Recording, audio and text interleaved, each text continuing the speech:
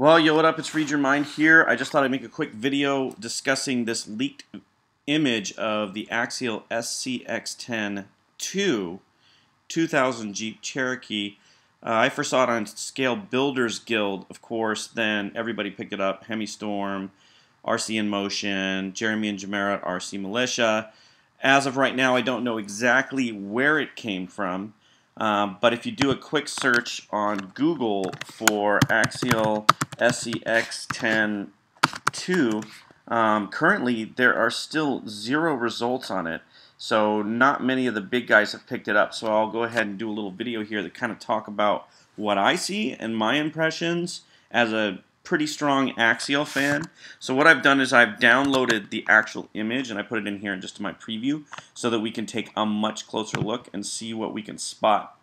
Now on first glance here, it looks like sort of your regular SCX10 with a body that we all know of and love, which is the Pro-Line Jeep Cherokee body. But there are some differences here, and there's been some speculation as to whether or not this is a hard body or a Lexan body, so we're going to take a look at that as well. One of the first things I noticed right away is these black wheels. These look like the standard Axial wheels, although it doesn't look to me like they're beadlock. It'll probably be glued wheels, which if you're a crawler fan, you never use glued wheels at all. You always want to use beadlocks. So already, if those aren't beadlocks, I am going to be very disappointed in this. Also, you'll notice these Fender Flares here. There is no bolts holding it together here, so to me that makes it seem like a Lexan body that you will actually get those Fender Flares as a part of the actual mold. Also, there's these really cheesy stickers on the back. I mean, this is like probably the worst quality stickers I've ever seen on a body, and because of that, again, that makes me think it's a Lexan body, in addition to the fact that there's no seam here or no groove in the back of the window. So again, I'm going with Lexan body. There are these really cool handles though that make it seem like it would be a plastic body, but these might just be part of the accessory kit that comes with the RTR, or it could be pre-made and pre-mounted to the body. Same thing here with the rear view mirror. Maybe it's just me, but I don't actually see any mirror on there. Does that look like there's no mirror to you? Like maybe they forgot to put the sticker on there or something? I don't know. But you can see here as well, you know, they've got a pretty interesting little sticker kit. That sticker's not even lined up correctly. So is this a pre-production image? We don't really know. We can only speculate. I'm looking inside here. I don't see any type of interior at all. So again, it tells me that it's not a plastic body. It's a Lexan body.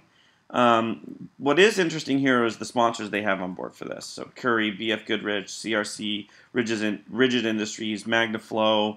You know, these are all great sponsors. We've seen these sponsors on other trucks as well. But there could be a lot of cool little features on this vehicle that we aren't seeing.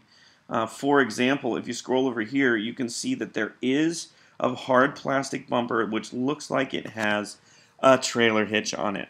So this means that Axial is taking notice of the community of people who want to do the scale camping, sort of crawling community and hitch up an actual trailer. So if they're putting a trailer hitch on this, what I am thinking is that Axial will likely release some sort of trailer for the Axial SCX10 or for this model specifically. We aren't actually seeing the entire version of the picture here, so maybe, just maybe, we're looking at the actual partial box, and maybe there's a camper trailer on there. That would be really cool. That would be really cool.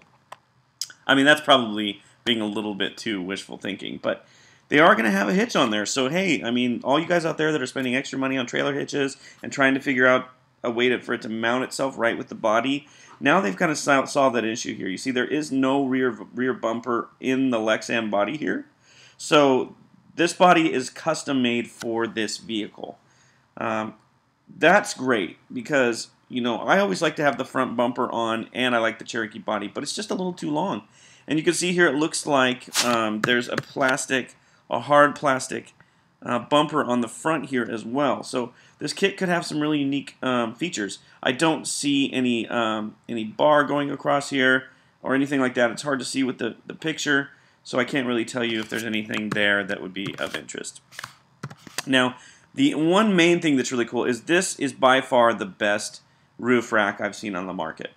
The Proline ones, somebody please tell me why the Prolines make it so that the top, it's a two-piece and it rips off. It's almost impossible to mount a bunch of stuff in there because you can't really glue it down. I tried gluing it. It still rips off. Total waste of money. This looks like it's a hard plastic. Might even be metal, although that would make it really top-heavy. But you can see that it actually looks like it's mounted to the body. Now, whether or not you'll have to mount that yourself or if they're selling this as a ready-to-run is unknown at this time.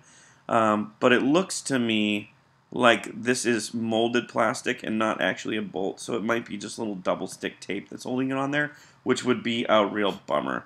Or maybe there's just a bolt that goes through there into a plastic sort of nut scenario. But we will see. We don't have any information about when this is actually going to come out. It's probably going to come out just before AxialFest. I'm guessing it's going to be out in the next couple days. Maybe by June 1st. AxialFest is July 17th through 21st, so I'm guessing that this is coming out around June 1st, and you'll want to get more information from Axial's website, axialracing.com. Stay tuned to the Scale Builders Guild. Also, stay tuned to HemiStorm. Stay tuned to my channel, UrbanRcLA, and the rest of the guys at the Radio Control Network, as we will bring you breaking news of this as it happens. My predictions: no changes under the bonnet, other than I'm guessing, if I had to guess, I'm guessing that there's going to be a lot of Vanquish products under there, perhaps. Maybe there's some upgraded aluminum parts. You can see the shocks are no different than the Jeep Rubicon edition. But I'd be interested to see what sort of extra features, whether there's adjustable chassis length. This chassis looks a little bit longer than normal. But stay tuned to UrbanRcLA and the Radio Control Network, and we'll bring you breaking news of this as it happens. We'll hopefully be able to get our hands on a model as soon as possible.